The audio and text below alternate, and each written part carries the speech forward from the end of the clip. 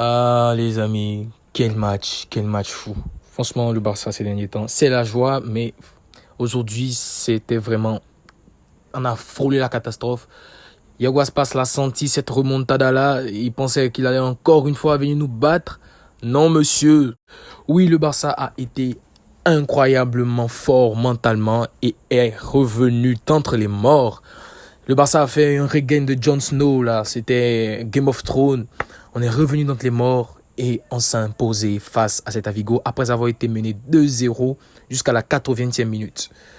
Donc voilà, début de ce match, Barça-Celta Vigo, il fallait impérativement s'imposer avant le derby madrilène demain entre le Real et l'Atlético de Madrid. Et donc le Barça recevait Celta Vigo. Xavi avait entamé le match avec un choix compréhensible. Marcos Alonso remplaçait Baldé et Gavi était remplacé par Romeu au milieu de terrain.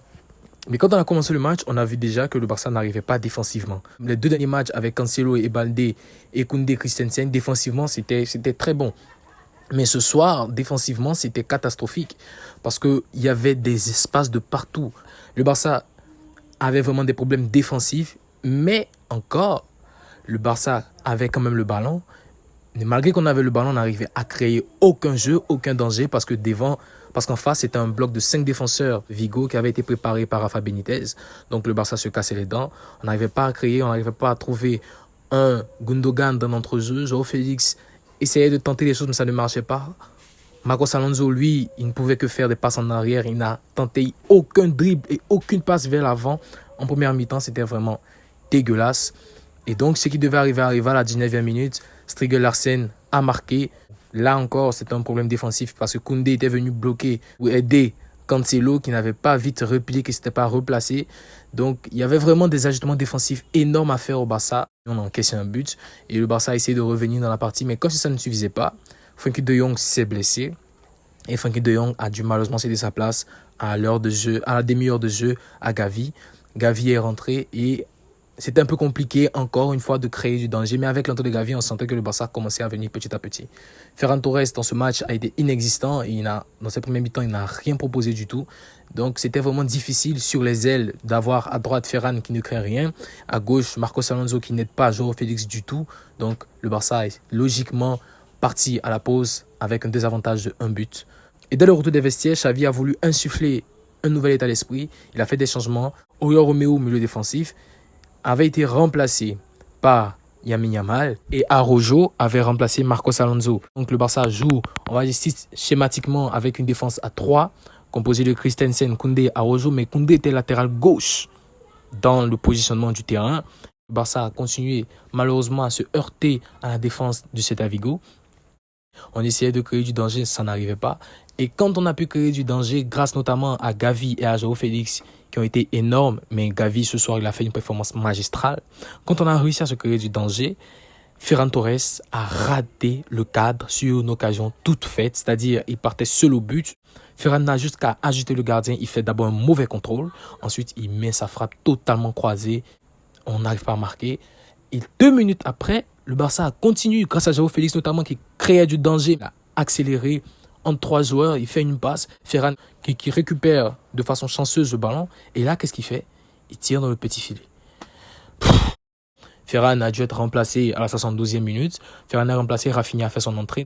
On n'arrivait pas notamment à solidifier la défense parce que Gavi et Cancelo au milieu de terrain, c'était quand même léger parce que Gavi, c'est pas son poste. Mais Gavi a fait une masterclass en tant que milieu défensif, milieu récupérateur. Mais Cancelo, lui, il a fait un non-match.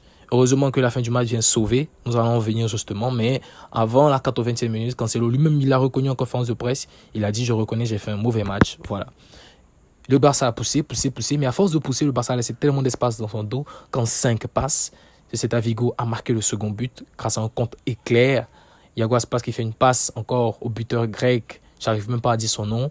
Et il marque 2-0, 79e minute. On s'est dit que c'est plié. Voilà. Mais c'était sans compter sur le mental de Gavi. Parce que jusqu'à la 80e minute, Gavi était toujours celui qui venait seul prendre le ballon au pied des défenseurs. Il a remonté tout le terrain avec une passe.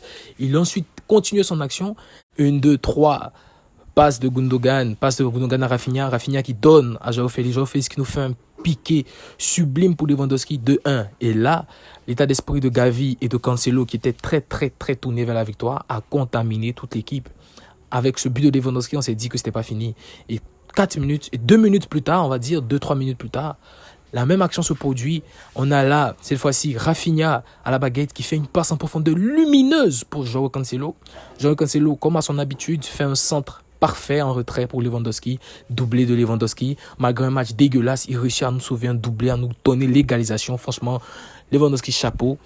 Et une fois que le Barça a égalisé, c'était fini déjà. C'était dans la tête du Celta Vigo, il n'avait plus les jambes, il n'avait plus la tête. Or, le Barça était vraiment déchaîné, notamment Gavi. Encore Gavi qui continuait à faire le pressing malgré qu'il avait déjà un carton jaune, mais il était sur tous les ballons, partout, absolument partout. Et à la 88e, Gavi qui prend un ballon et qui le dépose sur João Cancelo qui fait un appel incroyable dans le dos de deux défenseurs. Et c'est le 3-2, victoire du Barça. Franchement, c'était un match magique. On était vraiment remplis d'émotions.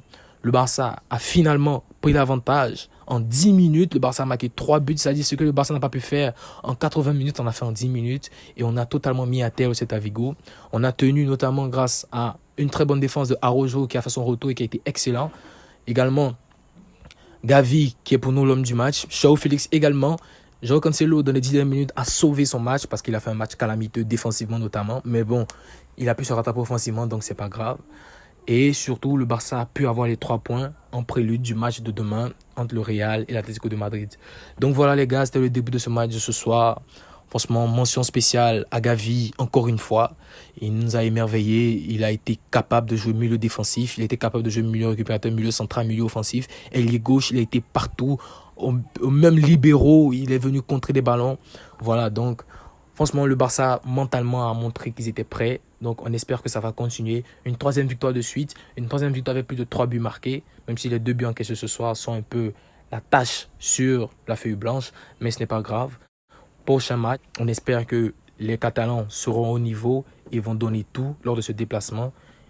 D'ici là, portez-vous bien. Visca Barça, Visca Catalunya. Ciao.